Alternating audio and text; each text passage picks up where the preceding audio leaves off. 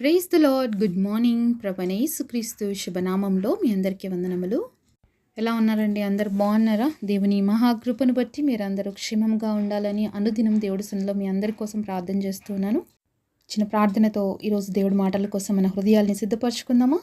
పరిశుద్ధుడైన మా తండ్రి, నీ ఘనమైన శ్రేష్టమైన నామాన్ని బట్టి మీకు వందనాలు ప్రవ్వా.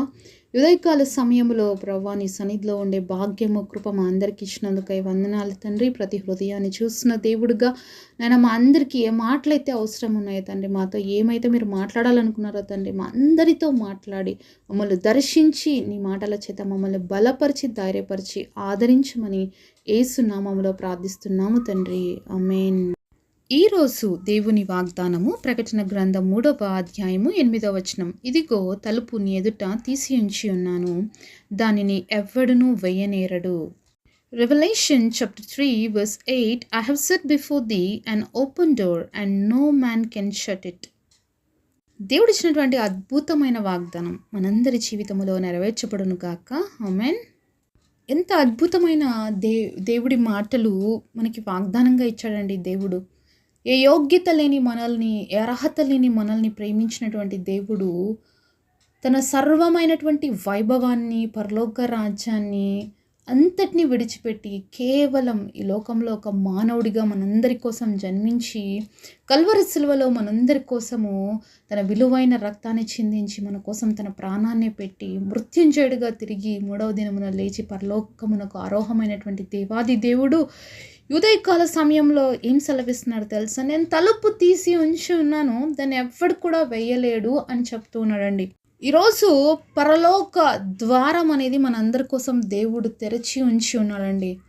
దేవుడు ఎప్పుడు కూడా పరలోక రాజ్యములోకి ప్రతి ఒక్కరూ రావాలనే ఆశతోనే ఎదురు చూస్తూ ఉన్నాడు. మనం నశించిపోకూడదని, మనం సాతాను చేతికి అప్పగింపబడకూడదని, మనము నిత్య రాజ్యానికి వారసులు అవ్వడానికే దేవుడి లోకానికి మానవుడిగా రావాల్సి వచ్చింది. అయితే ఈరోజు ఎంతోమంది యేసయ్యను తిరస్కరిస్తూ ఉన్నారు. మరి ఎంతమంది యేసయ్యని తమ సొంత రక్షకుడిగా అంగీకరించలేకపోతూ ఉన్నారు. ఒకవేళ ఈరోజు నువ్వు కూడా మాటలు వింటున్నట్లయితే దేవుడు మీతోనే సూటిగా మాట్లాడుతున్నాడండి. ఎన్ని రోజులు దేవుణ్ణి పక్కకు పెట్టేసి మన జీవిత యాత్రలో మనం కొనసాగుతాం? దేవుణ్ణి పక్కన పెట్టి మనం ఎంత ప్రయాసపడినా, మన జీవితంలో మనం ఎంతగా పాటుపడినా మనం రీచ్ అవ్వాల్సినటువంటి స్థలానికి కానీ, రీచ్ అవ్వాల్సిన గోల్స్ కానీ ఏవి కూడా రీచ్ కాలేము. యేసయ్యతో కలిసి నడిచే జీవితము ఎంతో విలువైనదండి. యేసయ్యతో పాటి మరి చేసే ప్రతి ప్రయత్నమునకు కూడా సఫలత అనేది ఉంది. అయితే ఈరోజు మానవులైనటువంటి మనము ఈ లోకములో ఉన్నటువంటి పరిస్థితులు, ఈ లోకములో ఉన్నటువంటి సిచ్యుయేషన్స్ వైపే ఎంతసేపు ఉన్నా కూడా మన గురి నిలుపుతున్నాము. కానీ మరణమైన తర్వాత మనకు ఉండవలసినటువంటి లక్ష్యం ఏదైతే ఉందో దాన్ని మర్చిపోయాము అని దేవుడు మరొకసారి గుర్తు చేస్తూ ఉన్నాడు. మరి దేవుడు తెరిచి ఉంచినటువంటి ద్వారాన్ని, మరి తలుపుని ఆయన ఎప్పుడు మన కోసము తీసిపెట్టాడు. దాన్ని ఎవ్వరు కూడా వెయ్యరు అని కూడా దేవుడు చెప్తున్నప్పుడు ఎందుకు మన జీవితంలో ఈ తలుపు గుండా వెళ్ళడానికి మనం అనేక సార్లు నిరాకరిస్తున్నాము? యేసయ్య ద్వారా మాత్రమే మనకు పరలోక రాజ్యంలో ఎంట్రీ ఉంటుంది. యేసయ్య లేకపోతే మన జీవితాల్లో పరలోక రాజ్యంలోకి మనకి వెళ్ళే అర్హత ఏమాత్రము లేదు. కాబట్టి ఈ అవకాశం ప్రతి ఒక్కరికి ఇచ్చాడు దేవుడు. ఈ తలుపుని ప్రతి ఒక్కరి కోసం తెరిచి పెట్టాడు. ప్రతి మానవుడు ఆయన దగ్గరికి రావాలని దేవుడు ఆశపడుతూ ఉన్నాడు. ఈరోజు సృష్టికర్త అనేటువంటి దేవుణ్ణి మర్చిపోయి లోకమంతా కూడా సృష్టిని పూజిస్తున్నారండి. మరి ఈరోజు మానవులకి డబ్బు దేవుడైపోయాడు, అలాగే ఈరోజు మానవుడికి సుఖ సౌఖ్యాలు దేవుడైపోయాడు. ఈరోజు మానవుడికి తనకున్నటువంటి సంపదే దేవుడైపోయాడు అనమాట. ఈరోజు దేవుడి కంటే నా జీవితంలో మనం దేవుణ్ణి ఎక్కువగా ప్రేమిస్తున్నామో ఒకసారి ఆలోచించాలి. దేవుడి కంటే దేన్ని కూడా ఎక్కువగా ప్రేమిస్తే అది మన జీవితంలో ఒక విగ్రహంగా మారిపోతుందండి. కాబట్టి దేవుడికి మనం ఇవ్వాల్సిన మొదటి స్థానాన్ని మన జీవితంలో ఇవ్వడం మనము నేర్చుకోవాలి. దేవుడికి ఎప్పుడు మొదటి స్థానం ఇవ్వగలుగుతామో అప్పుడే పరలోక రాజ్యంలో కూడా మనం ప్రవేశించగలుగుతాం. ఈ లోకంలో బ్రతికినన్ని రోజులు దేవుని త్రోసిపుచ్చేసి దేవుడితో మనము సమయం గడపకుండా పరలోక రాజ్యంలోకి వెళ్ళడము అనేది అసాధ్యము. భూమి మీద దేవుడు మనకి ఇచ్చినటువంటి అవకాశం ఏంటి అంటే యేసు ప్రభు ద్వారా మాత్రమే మనకి పరలోక రాజ్యం ప్రాప్తిస్తుంది. కాబట్టి ఇదే మార్గం, దీనిలోనే మీరు నడవండి అని మరి ఎంతోమంది భక్తులు ఆ రోజు ప్రకటించారు, ఈరోజు కూడా ప్రకటిస్తూనే ఉన్నారండి. ఒకసారి మనము యోహాను సువార్త 14వ అధ్యాయము 6వ వచనం చూద్దాము. యేసు, నేనే మార్గమును సత్యమును జీవమును, నా ద్వారానే తప్ప ఎవ్వడును తండ్రి యొద్దకు రాడు. కాబట్టి యేసయ్యనే మనకు మార్గము సత్యము జీవము. మరి యేసయ్య లేకుండా పరలోక రాజ్యంలోకి మనకి ఎంట్రీ అనేది లేదు. ఆ పరమ తండ్రి పరిశుద్ధుడైన దేవుడితో మనకి సహవాసం కలిగి ఉండాలి అంటే మొదటిగా మన జీవితాన్ని మనము యేసయ్యకి అప్పగించుకోవాలి. ఎందుకంటే ఆయనే మనకు ద్వారంగా ఉన్నాడు కాబట్టి. అలాగే ఒకసారి మనము యోహాను సువార్త 10వ అధ్యాయం 9వ వచనం చూద్దాము. నేనే ద్వారమును, నా ద్వారా ఎవడైనను లోపల ప్రవేశించినడలా వాడు రక్షింపబడిన వాడై లోపలికి పోవచ్చు బయటికి వచ్చుచు మేత మేచుండును. ఇక్కడ యేసయ్య చెప్తున్నాడు, నేనే ద్వారము. ఎవరైతే నా ద్వారంలోకి ప్రవేశిస్తారో వాళ్ళు ఏమవుతారంట? రక్షించబడతారంట. కాబట్టి ఈరోజు యేసయ్య తెరిచి ఉంచినటువంటి ఈ ద్వారంలోకి కానీ నువ్వు వచ్చినట్లయితే రక్షించబడతావు.